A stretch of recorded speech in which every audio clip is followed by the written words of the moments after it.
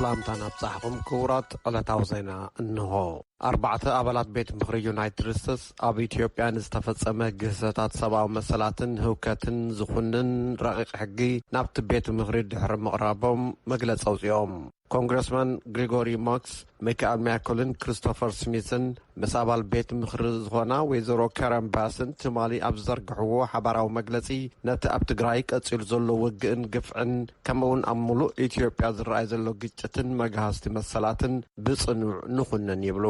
ናይ ትግራይ ውግእ ንነበርቲ ከባብታት ኣጥፊእዎ እዩ። ልዕሊ 1 ሚልዮን ህዝቢ ኣፈናቒሉ ንኣስታት 5 ሚልዮን ናብ ኣፍ ጥምየት ኣብፅሕዎም ንሙሉእ ቀርኒ ኣፍሪቃ ኣናዊፅዎ ትካላት ሰብኣዊ ረድኤት ዓንቀፍቀፍ ዘይብሉ ስራሕ ንከዓዩ ክፍቀደሎም ኣለዎ ይብሉ እቶም ኣባላት ቤት ምኽሪ ዩናይትድ ስቴትስ።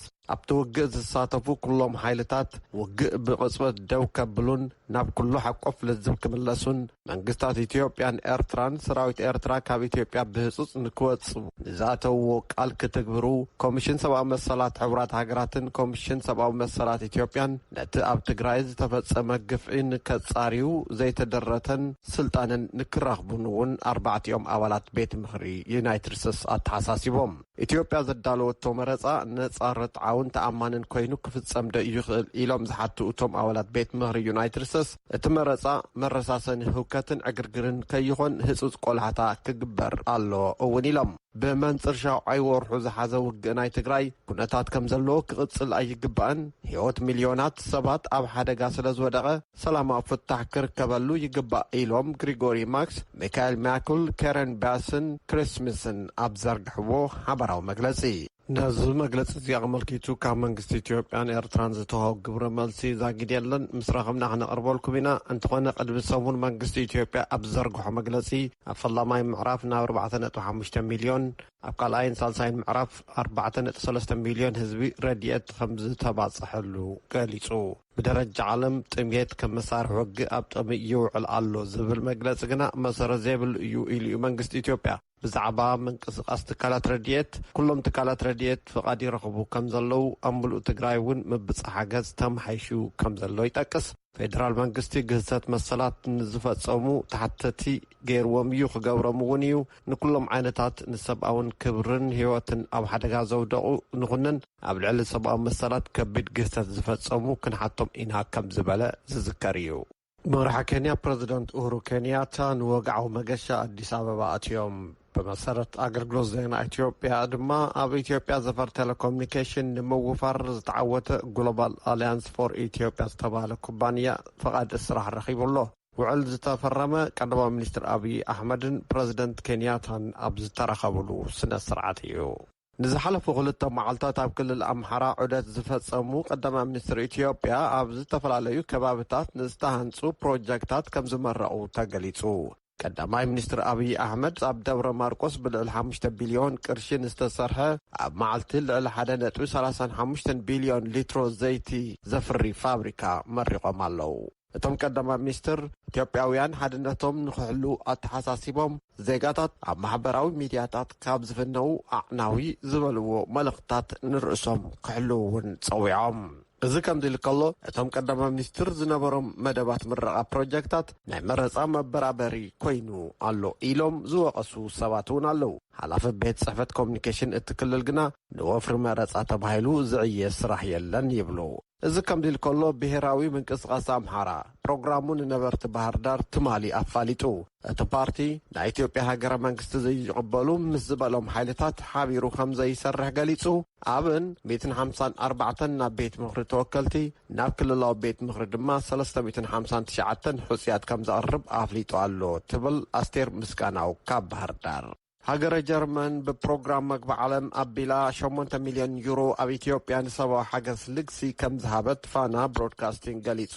በመሰረት ዜና ፋና እቲ ገንዘብ ኣብ ትግራይ ብወፍሪ ምኽባር ሕግን ብሰንኪ ለውጢ ኣየርን ንዝተጎዱ 2.1 ሚልዮን ሰባት ንምድጋፍ ዝውዕል እዩ ይብል። ብዘይካዚ ኣብቲ ሃገር ንዝርከቡ ስደተኛታት እውን ዝባፅሕ እዩ። ኣብ ኢትዮጵያ ተወካሊ ፕሮግራም መግቢ ዓለም ስቴፈን ዎር ኦማም ነቲ ድጋፍ እዋናዊ እዩ ኢሎም ኣመስጊኖም ይብል ፋና ምንጭ ዜና። ኣብ ምዕራብ ወለጋ ወረዳ ግንጭ ዝሓለፈ ቀነብ ብዘይተነፀሩ ሰባት ዝተቐንጸለት መንእሰይ ሴና ረጋሳ ኣመልኪቱ ምርመራ ከም ዝጀመረ ፖሊስን ዓቃቤ ሕግን ዳንዲ ኣፍሊጦም። ዓብዪ ሓዋ ኣቶ ሌንጃሳ ረጋሳ ምስ ቅትለት ሓፍቱ ተኣሳሲሩ ዝጥርጥሮ ሰብ ከም ዘለ ቅትለት ምፍጻም ትርጉም ዘይብሉ እዩ ከም ዝበለ እውን እቲ ዜና ይሕብር። ሓላፊ ቢሮ ኮሙኒኬሽን እታ ወረዳ ብወገኑ ዘይተነጸሩ ውልቀ ሰባት ንጸልማት እናተጎልበቡ ኣብ ልዕሊ ህዝቢ መጥቃዕቲ ይፍጽሙ ኣለዉ ኢሉ ኣሎ። ኣብ ዝተፈላለዩ ዞባታት ምዕራብ ኦሮምያ ኣብ ልዕሊ ሰላማውያን ሰባት ሰራሕተኛታት መንግስትን ኣባላት ጸጥታን ቅንጸላታት ከም ዝተፈጸሙ ከም ዝዳሕረዋይ ኣብ ልዕሊ ሓንቲ ጓል ኣንስተይቲ ግና ንፈለማ ግዜ ዝተኸሰተ ቅትለት ከም ዝኾነ ወኪልና ናኮር መልካ ዝለኣኾ ሪፖርት ገሊጹ። ኣብ ደቡብ ሱዳን ክልተ ሰራሕተኛታት ረድኤት ድሕሪ ምቕንጻሎምን ተመሳሳሊ መጥቃዕቲ ምኽሳቱን ሕብራት ሃገራት ሰበስልጣን እቲ ሃገር ነቶም ቀተልቲ ናብ ፍርዲ ንከቕርቦም ፀዊዑ። ክልቲኦም ግዳያት ንኢጣልያዊ ትካል ሓኻይም ንኣፍሪቃ ዝሰርሑ እዮም ነይሮም። ተጠባባቂ ዳይረክተር ትካል ህፁፅ ኩነታት ሕብራት ሃገራት ኦቻ ማቲው ሆሊንጎርዝ መንግስቲ ደቡብ ሱዳን ንሓይልታት ጸጥታ ከጠናኽር ነቲ ገበን ከጻሪን እቶም ፈጸምቲ ቅትለት ናብ ሕጊ ንከቕርቦምን ይጽውዕ ኢሉ። ኣብ ደቡብ ሱዳን 4 ሰራሕተኛታት ረድኤት ኣብ ዝሓለፉ 4 ኣዋርሕ ተቐቲሎም እዮም። ደቡብ ሱዳን ካብ ዓለም እታ ንሰራሕተኛታት ረድኤት እታ ኣዝያ ሓደገኛ ሃገር ትበሃል ከም ዝኾነት እውን ዝመፀና ዜና ተቐይሱ።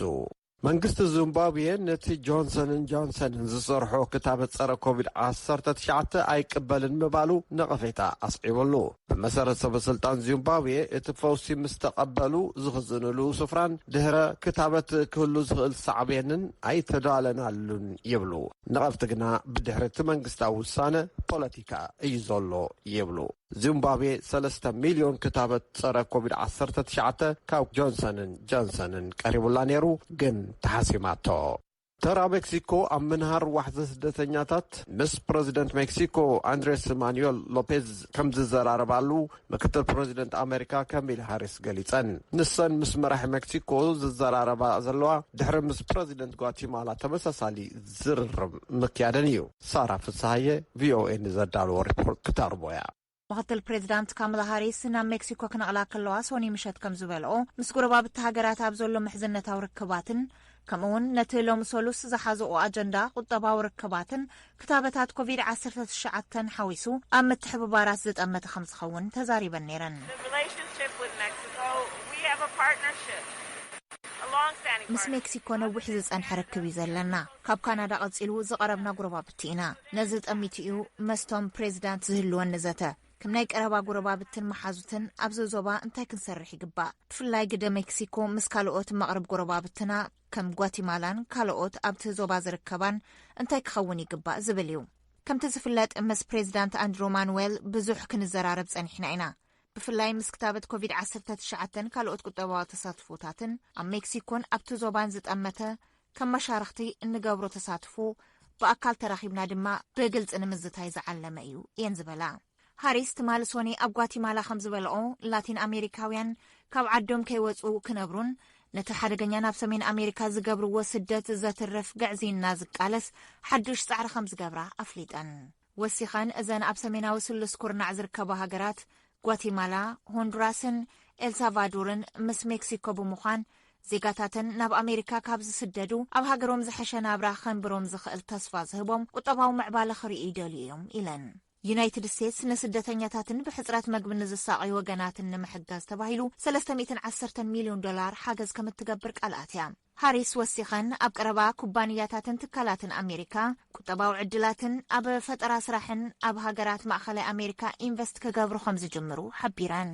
ምክትል ፕሬዚዳንት ካሚላ ሃሪስ ድሕሪ ምስ መራሒ ጓቲማላ ምርኻበን ላዕለዋይ ዓቃቢ ሕጊ ዩናይትድ ስቴትስ ሜሪክ ጋርላንድ ኣብ መንጎ ዋሽንግተን፣ ሜክሲኮን ሰሜናዊ ስሉስ ኩርናዕ ሃገራትን ዘይሕጋዊ ስደትን ጉጅለታት ኮንትሮባንድን ንምቅላስ ዝዓለመ ግብረ ሓይሊ ክጣየሽ ምዃኑ ኣፍሊጦም።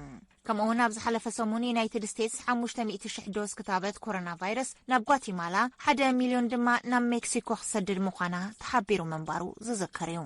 يغنيلنا سارة موداتا حصر زبولو زيناتات نملع عالم زتنكفة وفري أنصار قبن أبناء أمريكا مربب سليا FBI زرقو حمد صواريا زودقو أماي سبات كم زتأثروا له تقليسو بمسر السبا سلطان ذهبوا حوريتا وفري تفتاشن مأسرتن سعبو حيال متنزلو حاشش توريسو لعلولات قبنياتات زرقحو مربب بطاط يسلو بريزيدنت يونايتد ستيتس جو بايدن مسوانا صحفي نيتو كيدان سمن أتلانتيك مالتيو ينس ستولتنبرغ تمالي سوني أبيت صحفتهم تزراريبهم كلتيوم براحتي نتي زمص سومن أب بروسلز بلجيم زكار أخيبات كيدان نمقرراب زخل لزبيوم أكايدهم حلافي صراحة كوبانية أمازون زنبرة جيف بيزو زغط الورحي نتانا جزاء بعلو منكركر إنا زورة نبهوا كمز حنباب أفليت الله زينا تفتيبو